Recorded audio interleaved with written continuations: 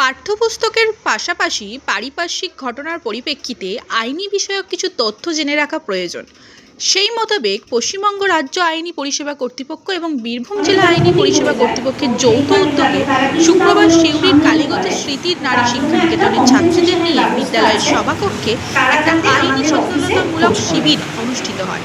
শিবিরে আলোচ্য বিষয় হিসেবে বাল্যবিবাহ, শিশুশ্রম, সাইবার ক্রাইম, নারী পাচার সহ বিভিন্ন আইন সংক্রান্ত বিষয়ের উপর আলোচনা করা হয়। হঠাৎ কোনো অসুবিধার সম্মুখীন হলে স্থানীয় পঞ্চায়েত ও থানার আধিকার মিত্র তারা সহযোগিতা পাওয়া যাবে। যদি তিনি অসমর্থ হন সেক্ষেত্রে জেলা আইনি পরিষেবা কর্তৃপক্ষ কিংবা রাজ্য আইনি পরিষেবা কর্তৃপক্ষের সমাধান করার উদ্যোগে গ্রহণ করবেন সম্পূর্ণ বিনামূল্যে।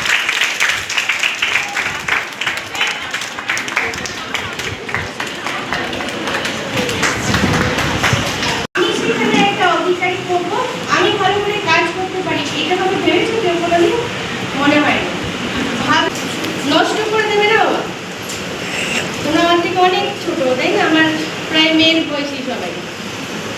তোমাদের জীবনটা শুধু তোমাদের নয়, এই সমাজের জন্য তোমরা কি করতে পারো সেটা তোমাদের ভাবতে হবে।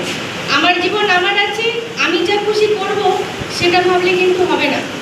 তোমরা কারা, তাই না? তোমাদের কেন আনা হয়েছে? যদি তোমার মাইথোলজি হিসেবে যাই, ঠিক আছে, সেই হিসেবে বলে অনেকগুলো জন্মের পরে মানুষ জন্ম হয়।